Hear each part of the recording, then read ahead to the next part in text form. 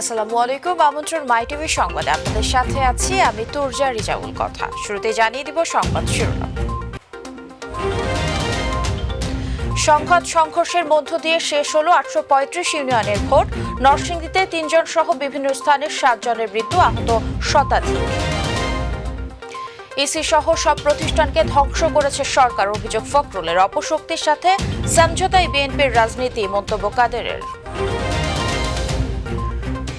Raintree হোটেলের ধর্ষণ মামলায় সাফাত সহ 5 আসামি খালাস। 72 ঘন্টার বেশি হলে ধর্ষণ মামলা নয়, পুলিশকে আদালতে পর্যবেক্ষণ। এবং বিআরটিএর অভিযানের পরেও থামছে না রাজধানীর সিটি সার্ভিসের ভাড়া নৈরাজ্য। সিএনজি চালিত বাসেও বেশি ভাড়া আদায়ের অভিযোগ।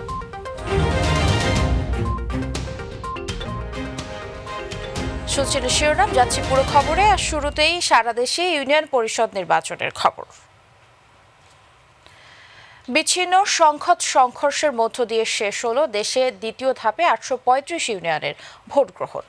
জেলায় জেলায় সংঘর্ষ। নরসিংদীর রায়পুরায় 3 জন সহ এ পর্যন্ত 7 জনের মৃত্যুর খবর পাওয়া গেছে, আহত হয়েছে শতাধিক।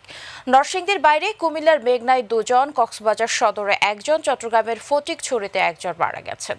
এছাড়া চট্টগ্রামের সীতাকুণ্ড, মেহেরপুরের মুজিবনগর, মাদারীপুরের কালকিনি সহ বিভিন্ন এলাকায় সংঘর্ষ ও ধাওয়া পাল্টা ধাওয়া হয়েছে।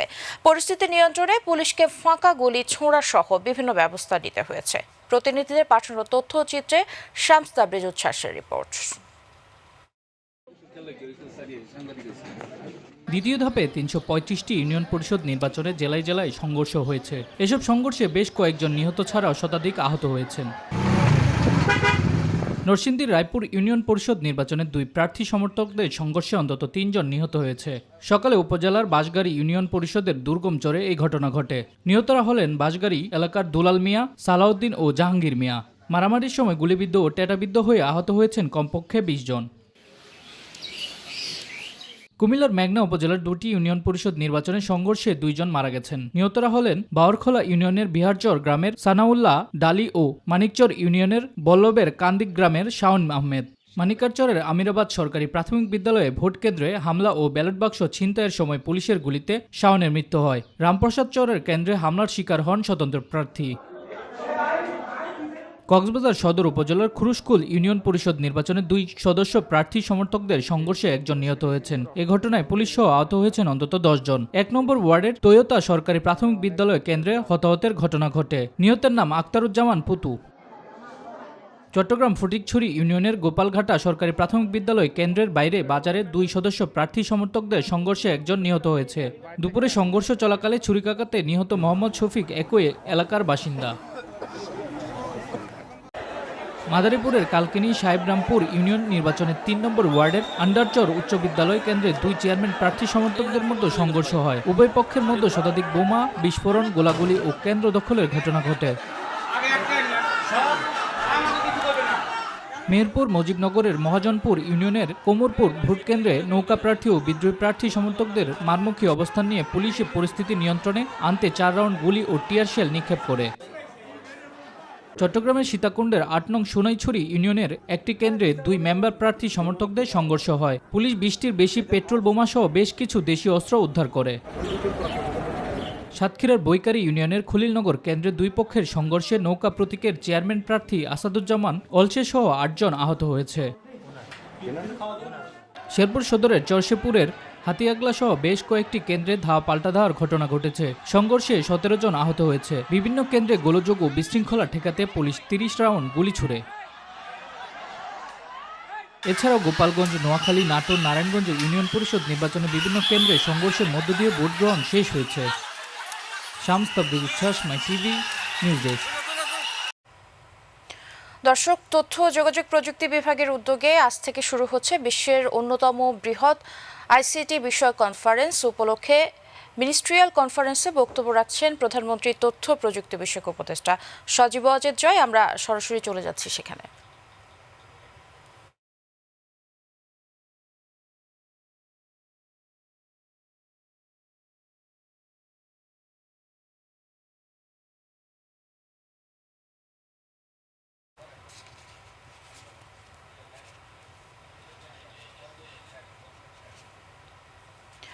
দর্শক, চলে যাচ্ছি পরের সংবাদে। আমরা পরবর্তীতে সম্প্রচারে চলে যাব। ইউনিয়ন পরিষদ নির্বাচনে সব সময় ঝগড়া মারামারি একটু হয়েই থাকে বলে মন্তব্য করেছেন স্বরাষ্ট্রমন্ত্রী আসাদুজ্জামান খান কামাল।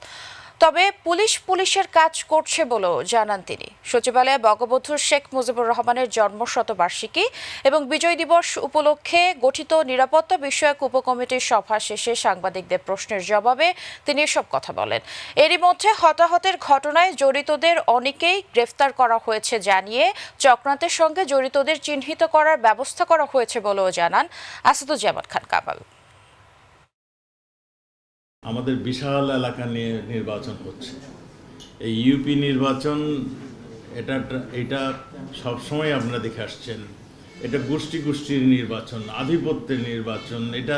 এটা সবসময় একটু ঝগড়াঝাটি হয়েই থাকে। তা এই আমাদের যেটা হয়েছে, এটা বেশ কয়েকটি জায়গায় আমরা হতাহতের ঘটনা আমরা দেখছি। পুলিশ যথাযথভাবেই আইডেন্টিফাই করেছে তাদেরকে, এবং যারা দোষী ব্যক্তি তাদেরকে অ্যারেস্ট করে ফেলেছে ইতিমধ্যেই, এবং যারা এই চক্রান্তের সঙ্গে জড়িত তাদেরকেও চিহ্নিত করে তাদের ব্যবস্থা গ্রহণ করা হচ্ছে। ইউপি নির্বাচনে হতাহতের ঘটনায় দুঃখ প্রকাশ করে স্বরাষ্ট্রমন্ত্রীকে সহায়তার জন্য সহযোগী হিসেবে আরেকজনকে দায়িত্ব দেওয়ার প্রস্তাব করেছেন তথ্য ও সম্প্রচার প্রতিমন্ত্রী মুরাদ হাসান। শুধু ইউপি নির্বাচন নয়, সামনে জাতীয় নির্বাচন, তাই বিষয়টি বিবেচনায় প্রধানমন্ত্রীকে অনুরোধ জানান তিনি। সচিবালয়ে সাংবাদিকদের সাথে মতবিনিময়কালে এসব কথা বলেন মুরাদ হাসান।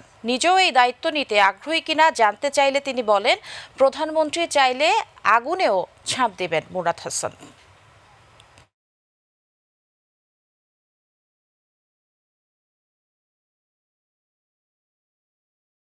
রক্তক্ষয়ী সংঘর্ষ ইউনিয়ন পরিষদ নির্বাচন নিয়ে অত্যন্ত বেদনাদায়ক। মনে হয় যেন আমরা কি তাহলে ব্যর্থ হচ্ছি?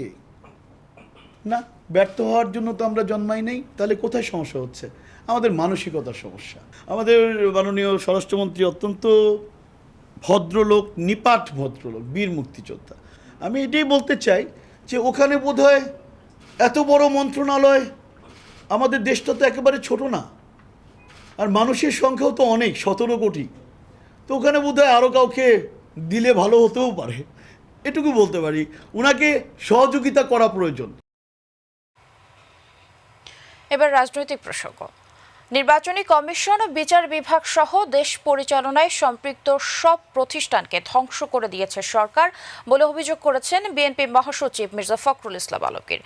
দলের স্থায়ী কমিটির সদস্য ডক্টর খন্দকার মোশাররফ হোসেন বলেছেন, মানুষের অধিকার ফিরিয়ে আনতে ক্ষমতাসীনদের বিদায় করে জনগণের সরকার প্রতিষ্ঠা করতে হবে। আন্দোলনের মাধ্যমে সরকার পতনের কথা বলেন দলের অন্য নেতারা। রাজধানীতে আলাদা অনুষ্ঠানে তারা এসব কথা বলেন। মাহবুব সৈকতের রিপোর্ট।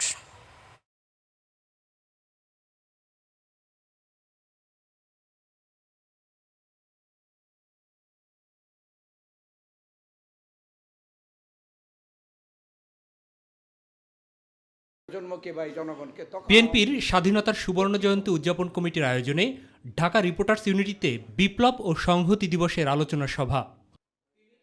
ক্ষমতাসীনরা বাকশালের মতো শাসন প্রতিষ্ঠার চেষ্টা করছে বলে অভিযোগ করেন বিএনপির মহাসচিব মির্জা ফখরুল ইসলাম আলমগীর। অত্যন্ত সুপরিকল্পিত হবে, আবারও সেই একদলীয় শাসন ব্যবস্থা, বাকশালের মতো একটা ব্যবস্থা এখানে প্রবর্তন করবার জন্য খুব গভীর চক্রান্ত হচ্ছে। গণতান্ত্রিক ব্যবস্থাকে ধ্বংস করে মানুষের মতামতের ভিত্তিতে পার্লামেন্ট প্রতিষ্ঠা করবার যে বিষয়টা ছিল সেটাকে পুরোপুরিভাবে ধ্বংস করে ফেলা হয়েছে। নির্বাচন ব্যবস্থাকে ধ্বংস করা হয়েছে, প্রশাসনকে ধ্বংস করা হয়েছে, এবং সবচেয়ে ভয়াবহ ব্যাপার যেটা, আমাদের বিচার ব্যবস্থাকে পুরোপুরিভাবে দলীয়করণ করে ফেলা হয়েছে। ক্ষমতা ধরে রাখতেই সরকার স্বাধীনতার মূল আকাঙ্ক্ষা গণতন্ত্র ধ্বংস করছে বলে অভিযোগ করেন স্থায়ী কমিটির সদস্য ডক্টর খন্দকার মোশাররফ হোসেন। যে আজকের প্রেক্ষাপটে ওই স্বাধীনতার যে আকাঙ্ক্ষা এবং 7ই নভেম্বর আকাঙ্ক্ষা আজকে সবগুলো ভুলুণ্ঠিত। এই সরকার ক্ষমতায় থাকার জন্য সম্পূর্ণ ধ্বংস করে দিয়েছে। এদেশে পূর্ণাঙ্গভাবে গণতন্ত্র পুনঃপ্রতিষ্ঠা করতে হবে। আর আজকে যারা ক্ষমতায় তারা বারবার গণতন্ত্রের হত্যা করেছে। জাতীয় প্রেস ক্লাবে এনডিপির আলোচনা সভায় বিএনপির স্থায়ী কমিটির সদস্য নজরুল ইসলাম খান বলেন, দলীয় সিন্ডিকেটকে সুবিধা দিতেই সরকার জ্বালানি তেলের মূল্য বাড়িয়েছে।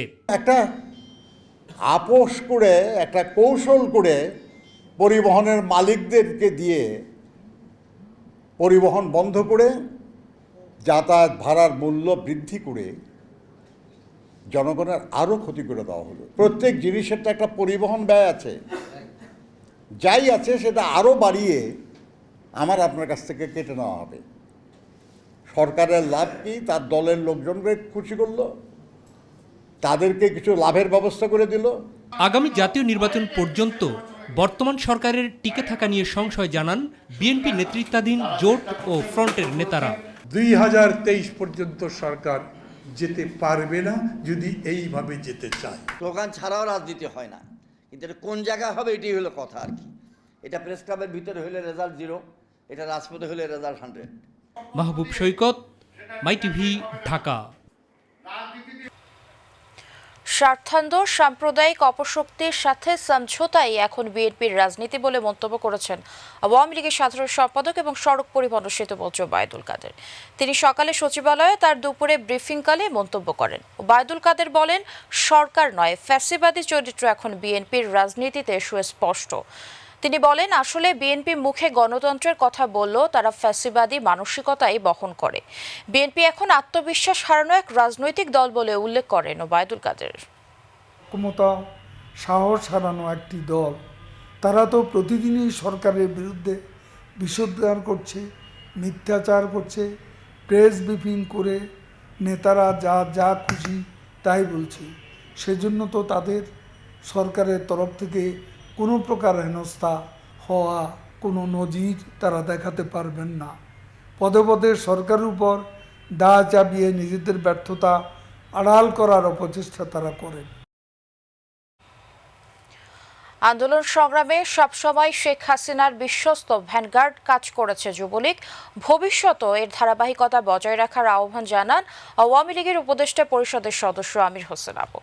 শুধু স্লোগান দিয়ে নয়, বঙ্গবন্ধুর আদর্শকে ধারণ করে ত্যাগের মনোভাব নিয়ে কাজ করতে যুবলীগের নেতাকর্মীদের প্রতি পরামর্শ দেন দলের সভাপতি মণ্ডলীর সদস্য শেখ ফজলুল করিম সেলিম। আর অসাম্প্রদায়িক ও প্রগতিশীল সমাজ বিনির্মাণে যুব সমাজকে এগিয়ে আসার আহ্বান জানান সংগঠনটির চেয়ারম্যান শেখ ফজলে শামস পরশ। যুবলীগের প্রতিষ্ঠাবার্ষিকী উপলক্ষে আয়োজিত অনুষ্ঠানে এসব কথা বলেন তারা। রাকিব হাসানের রিপোর্ট। ৪৯তম প্রতিষ্ঠাবার্ষিকী উপলক্ষে শিল্পকলা একাডেমিতে আওয়ামী যুবলীগের এই আলোচনা সভা। সভায় ভার্চুয়ালি যুক্ত হয়ে আন্দোলন সংগ্রামে যুবলীগের ভূমিকার কথা তুলে ধরেন আওয়ামী লীগের উপদেষ্টা পরিষদের সদস্য আমির হোসেন আমু। সেই থেকেই কিন্তু বঙ্গবন্ধুর চিন্তা চেতনার সাথে শেখ মুজিবের সম্পর্ক এবং অত্যন্ত ঘনিষ্ঠতার সাথে আমরা কিন্তু এই লিবারেশন আন্দোলনটা যে আলটিমেটলি হবে, বাংলাদেশের স্বাধীনতা আন্দোলন যে হবে, এটা কিন্তু আমরা তখন থেকে জানতাম এবং তখন থেকেই আমরা আন্দোলনের সূচনা করেছিলাম।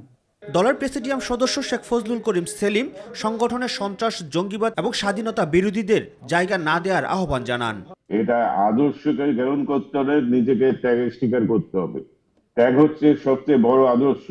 যাদের ত্যাগ আছে তাদের কোনো মৃত্যু নাই, তারা সারা জীবন জেগে মানুষের জন্য যারা ভালোবাসে তাদের মৃত্যু নাই। বঙ্গবন্ধুর কোনোদিন মৃত্যু হবে না। এই বাংলার মাটিতে বাংলা যতদিন থাকবে বঙ্গবন্ধুর কোনোদিন মৃত্যু হবে না। এর আগে সকালে প্রতিষ্ঠাবার্ষিকী উপলক্ষে ধানমন্ডি ৩২ নম্বরে বঙ্গবন্ধুর প্রতিকৃতিতে ফুল দিয়ে শ্রদ্ধা জানান সংগঠনের নেতাকর্মীরা। শ্রদ্ধা নিবেদন শেষে যুবলীগের চেয়ারম্যান শেখ ফজলে শামস পরশ অসাম্প্রদায়িক বাংলাদেশ প্রতিষ্ঠায় যুব সমাজের ভূমিকার কথা তুলে ধরেন। একটা অসাম্প্রদায়িক বাংলাদেশ বিনির্মাণে এবং প্রগতিশীল বাংলাদেশ বিনির্মাণে বঙ্গবন্ধুর যেই স্বপ্ন বঙ্গবন্ধুর কন্যা বাস্তবায়ন করছে, সেটা আমরা আমাদের এই যুবশক্তি সামনের দিকে আরও এগিয়ে নিয়ে যাবে। পরে বনানী কবরস্থানে যুবলীগের প্রতিষ্ঠাতা শেখ ফজলুল হক মনিসহ 15 আগস্টে নিহতদের প্রতি ফুল দিয়ে শ্রদ্ধা জানান আওয়ামী যুবলীগের সর্বস্তরের নেতাকর্মীরা। রাকিব হাসান, মাই টিভি, ঢাকা। রেন্টি হোটেলের ধর্ষণ মামলার খবর। 4 বছর আগে রাজধানীর বনানীর রেন্ট্রি হোটেলে বিশ্ববিদ্যালয়ের 2 ছাত্রী ধর্ষণের মামলায় আপন জুয়েলার্সের মালিক দিলদার হোসেন সেলিমের ছেলে সাফাত আহমেদ সহ 5 আসামিকে খালাস দিয়েছেন আদালত। দুপুরে ঢাকার নারী ও শিশু নির্যাতন দমন ট্রাইব্যুনাল 7-এর বিচারক মোসাম্মদ কামরুন নাহার এই আদেশ দেন। আদালত বলেন, রাষ্ট্রপক্ষ এই মামলায় অভিযোগ প্রমাণ করতে পারেনি, আদালতের সময় নষ্ট হয়েছে। আদালত পর্যবেক্ষণে জানিয়েছে 72 ঘন্টার বেশি হলে পুলিশ যেন ধর্ষণ মামলা না নেয়। শিউলি রোজা রিপোর্ট। 2017 সালে 28শে মার্চ বনানী রেন্ট্রি হোটেলে জন্মদিনের পার্টিতে দুজন বিশ্ববিদ্যালয়ের ছাত্রীকে আমন্ত্রণ জানিয়ে নিয়ে ধর্ষণ করা হয়েছে বলে অভিযোগ করা হয়। ধর্ষণের অভিযোগে আপন জুয়েলার্সের মালিকের ছেলে সাফাত আহমেদ ও তার 2 বন্ধুসহ 5 জনের বিরুদ্ধে মামলা দায়ের করেন ওই 2 তরুণী। বিষয়টি নিয়ে সে সময় দেশ জুড়ে চাঞ্চল্য সৃষ্টি করে। কয়েক বছর মামলা চলার পর কয়েক দফা মামলা পিছিয়ে রায় ঘোষণা করা হলো। এই মামলার কোনো ভিত্তি নেই, এই ভিত্তি ছাড়া এই মামলা নিয়ে এই মামলাটি আদালত সময় নষ্ট করে এই একটা মিথ্যা মামলাকে এই রায় ঘোষণার পূর্বে আলোচিত করে একটা মিথ্যা মামলাকে আজকে বিজ্ঞ আদালত এই রায়ের মাধ্যমে সত্য প্রমাণিত হলো, আসামিকে খালাস প্রদান করেছে। মামলার 2 ভিকটিম অহেতুক আদালতের 94 কার্যদিবস নষ্ট করেছেন জানিয়ে এরপর থেকে পুলিশকে এই বিষয়ে সতর্ক থাকার পরামর্শ দেন আদালত। একটা লেডি ধর্ষিত হলে 72 ঘন্টা তারই পাওয়া যায়। এই 72 ঘন্টার পরে যদি কোনো মেডিকেল টেস্টে এটা না আসার সম্ভাবনা বেশি, যার কারণে 72 ঘন্টা পরে কোনো মামলা না নেওয়ার জন্য সে সুপারিশ করবে। ধর্ষণের ঘটনা সত্যি দাবি করে উচ্চ আদালতে আপিল করার ঘোষণা দেন বাদী পক্ষের আইনজীবী। আমার বাদীর সাথে আমাদের কথা হয়েছে, বাদীর আত্মীয়স্বজনের কথা হয়েছে, ভিক্টিমের সাথে কথা হয়েছে, ওনারা উচ্চ আদালতে মামলাটা আপিল দায়ের করবেন এবং যা যা প্রয়োজনীয় সেগুলো আমরা কপি। মামলায় অভিযুক্ত 5 আসামি সবাই রায়ের সময় আদালতে উপস্থিত ছিলেন। রায় শেষে বেরিয়ে যাওয়ার সময় তাদের সবাইকে উৎফুল্ল দেখা যায়। শিউলি রোজা, মাই টিভি, ঢাকা। গণপরিবহনের ভাড়া বৃদ্ধি প্রসঙ্গ। বিআরটির অভিযানের পরেও থামছে না রাজধানীর সিটি সার্ভিসের ভাড়া নৈরাজ্য। জ্বালানি তেলের দাম বাড়লেও সিএনজি চালিত বাসও বেশি ভাড়া আদায় করছে বলে জানান যাত্রীরা। অভিযোগের সত্যতা পেলে জরিমানার পাশাপাশি স্টিকার দিয়ে সিএনজি চালিত বাস চিহ্নিত করে দিচ্ছে বিআরটির ভ্রাম্যমাণ আদালত। এসএম আরিফের রিপোর্ট। সরকার নির্ধারিত বাস ভাড়া নিয়ে নৈরাজ্য থামছে না নগরীর সিটি সার্ভিসে। বিআরটিএর অভিযান চললেও ওই বিলের নাম করে বেশি ভাড়া আদায়ের অভিযোগ যাত্রীদের। গুলিস্তানের ভাড়া 20 টাকা আসলো, আজকে চাইতেছে 30 টাকা। আমি আজমপুর থেকে যাচ্ছি, গুলিস্তান যাব, 50 টাকা ভাড়া নিচ্ছি। বাড়ানো সম্পূর্ণ অযৌক্তিক। বেড়েছে সিএনজি চালিত বাসের ভাড়াও। যাত্রীরা বলছেন, ডিজেল কিংবা সিএনজি বোঝার উপায় নেই তাদের। আমরা যতটুকু জানি ঢাকা শহরের অনলি 500 থেকে 600 বাস আছে যেগুলো ডিজেলে চলে, বাকি সব গ্যাসে। এখন সবই ডিজেলে চলতেছে। ডিজেলের ভাড়া একই ভাড়া, ওরা কি বলবো সিএনজি? আপনারা বলবো ভাড়া বাড়ছে 20 টাকার ভাড়া 30 টাকা, এক কথায় শেষ। ভাড়া নৈরাজ্যের পাশাপাশি সিএনজি চালিত বাস চিহ্নিত করতে অভিযান চালাচ্ছে বিআরটিএ। বিআরটিএ থেকে একটা স্টিকার সরবরাহ করা হচ্ছে সিএনজি চালিত এবং মালিক সমিতিদেরকে দিয়ে দেওয়া হয়েছে। তো আমরা আশা করব যে সব সিএনজি চালিত গাড়িতে এই স্টিকারটা আপনারা দেখতে পাবেন।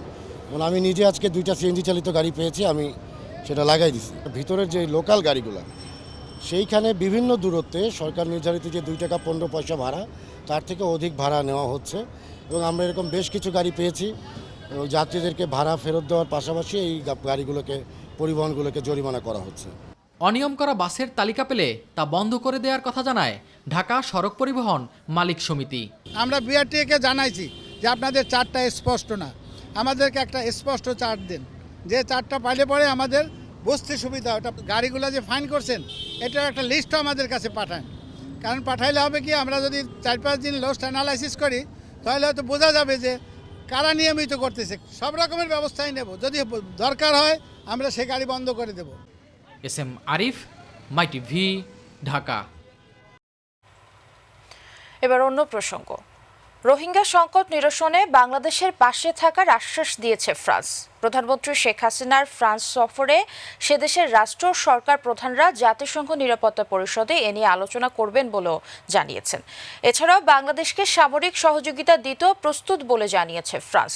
পররাষ্ট্রমন্ত্রী ডক্টর A.K. আব্দুল মোমেন এক ব্রিফিংয়ে এসব কথা জানান। প্রধানমন্ত্রী শেখ হাসিনা সফরকালে বাংলাদেশ ও ফ্রান্স আর্থিক সহায়তা ও প্রযুক্তিগত সহায়তা সংক্রান্ত 3টি চুক্তি স্বাক্ষর করেছে।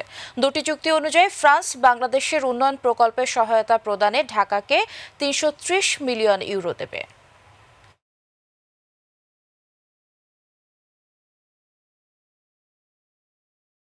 ট্রেনিং, প্রযুক্তির আদান প্রদান, তখন ওরা বলেছে যে না তোমাদের তো কিছু অস্ত্র লাগবে, তারা বলেছে অবশ্যই তারা এটা বিবেচনা।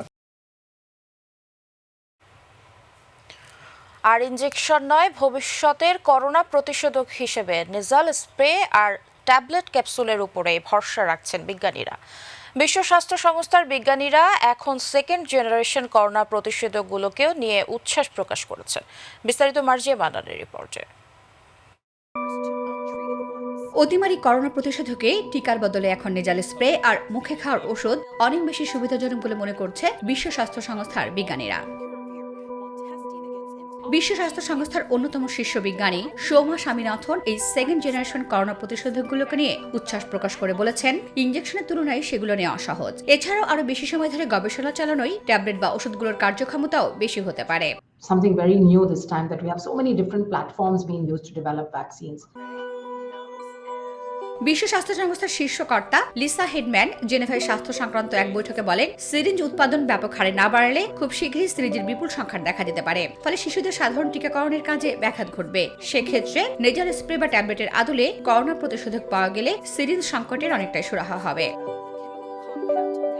এই মুহূর্তে করোনার 129টি প্রতিষেধকের মানব শরীরে পরীক্ষামূলক প্রয়োগ চলছে। ক্লিনিক্যাল ট্রায়ালের অপেক্ষায় রয়েছে আরও 194টি। বিশ্ব স্বাস্থ্য সংস্থার বিজ্ঞানী সৌম্যা স্বামীনাথন আরও বলেন, এগুলোর মধ্যে বেশ কয়েকটি নিরাপদ এবং কার্যকর প্রমাণিত হবে এবং তখন খুব সহজেই নিজেই ওষুধ খাওয়া কিংবা নেজাল স্প্রে করে নেওয়া। I'm sure some of them will prove to be very safe and efficacious, and others may not. So they do need to go through the phases of clinical trials before we know. Nasal স্প্রের সাহায্যে নাকে spray করে স্থানীয়ভাবে virus আটকে দেওয়া যায়। এতে virus ফুসফুস পর্যন্ত ছড়াতে পারে না, আর চটজলদি কাজও করে এই ধরনের প্রতিষেধকগুলো। তাই ভবিষ্যতে করোনায় ভরসা এই সেকেন্ড জেনারেশন প্রতিষেধকগুলোই। মার্জিয়া মান্নান, মাই টিভি। বকশিশ না পেয়ে রোগীর অক্সিজেন মাস্ক খুলে মৃত্যুর ঘটনায় বগুড়া মেডিকেল কলেজ হাসপাতালের খণ্ডকালীন কর্মী আসাদুল ইসলাম মীর ধুলুকে ঢাকার আব্দুল্লাহপুর থেকে গ্রেফতার করেছে র্যাব। সকালে গোয়েন্দা নজরদারির মাধ্যমে অভিযান চালিয়ে তাকে গ্রেফতার করা হয় বলে জানিয়েছে র্যাবের আইন ও গণমাধ্যম শাখার পরিচালক কমান্ডার খন্দকার আলবইন। দুপুরে কারওয়ান বাজারে র্যাবের মিডিয়া সেন্টারে সংবাদ সম্মেলনে র্যাব জানায়, আসামির দাবিকৃত টাকা থেকে মাত্র 50 টাকা বকশিশ কম পেয়ে বিকাশ চন্দ্র দাসের অক্সিজেন মাস্ক খুলে দিলে তার মৃত্যু হয়। গ্রেফতারকৃতকে প্রাথমিক জিজ্ঞাসাবাদে জানা যায়, গত 6 বছর যাবৎ বগুড়ার এই সরকারি হাসপাতালে মূলত পরিচ্ছন্ন কর্মী হিসেবে সে কর্মরত রয়েছে। সে দুপুর 2টা পর্যন্ত পরিচ্ছন্ন কর্মী বা অন্য কর্মী কাজ করা পরবর্তী 2টার পর থেকে সে জরুরি বিভাগের বাহিরে সে বিভিন্ন রকম মানুষকে চিকিৎসার সহযোগিতার কথা বলে দালালি করা বা প্রতারণা করা, এই জাতীয় কাজ সে গত 6 বছর যাবৎ বিভিন্ন সময় করে আসছিল। রেলমন্ত্রী নুরুল ইসলাম সুজন বলেছেন, খুব দ্রুত ঢাকা থেকে টাঙ্গাইল পর্যন্ত ডাবল রেল লাইন করা হবে। বঙ্গবন্ধু রেল সেতু কাজ শেষ হবার আগেই এ কাজ শুরু করা হবে। সকালে টাঙ্গাইল ঘারিন্দা রেল স্টেশনের প্ল্যাটফর্ম কাজের উদ্বোধন শেষে সংক্ষিপ্ত আলোচনার সভায় তিনি এসব কথা বলেন।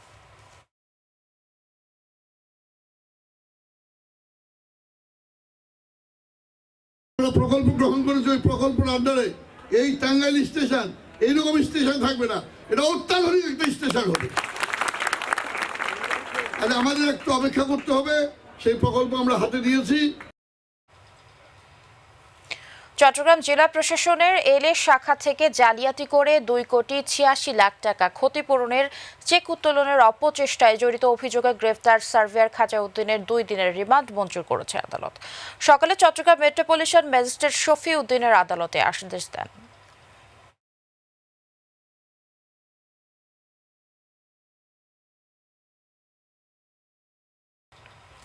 সংবাদের শেষ প্রান্তে আমরা যাবার আগে শিরোনাম জানিয়ে দিব আরও একবার। সংঘাত সংঘর্ষের মধ্য দিয়ে শেষ হলো 835 ইউনিয়নের ভোট। নরসিংদীতে 3 জন সহ বিভিন্ন স্থানে 7 জনের মৃত্যু, আহত শতাধিক। ইসি সহ সব প্রতিষ্ঠানকে ধ্বংস করেছে সরকার, অভিযোগ ফখরুলের। অপশক্তির সাথে সমঝোতাই বিএনপির রাজনীতি, মন্তব্য কাদেরের। রেইনট্রি হোটেলের ধর্ষণ মামলায় সাফাত সহ 5 আসামি খালাস। 72 ঘন্টার বেশি হলে ধর্ষণ মামলা নয়, পুলিশকে আদালতের পর্যবেক্ষণ। এবং বিআরটিএর অভিযানের পরেও থামছে না রাজধানীর সিটি সার্ভিসের ভাড়া নৈরাজ্য। সিএনজি চালিত বাসও বেশি ভাড়া আদায়ের অভিযোগ। সঙ্গে থাকার জন্য ধন্যবাদ। ইউটিউবে মাই টিভি সংবাদ পেতে ভিজিট করুন youtube/mytvbd নিউজ এবং অনুষ্ঠান দেখতে ভিজিট করুন youtube/mytvবাংলা, facebook/mytvবাংলা। আমাদের পরবর্তী সংবাদ রাত 9:30 দেখার আমন্ত্রণ জানিয়ে এখানে শেষ করছি। দর্শক, করোনা সংক্রমণ রোধে সবাই সতর্ক থাকুন, অবশ্যই মাস্ক পরুন, স্বাস্থ্যবিধি মেনে চলুন। আল্লাহ হাফেজ।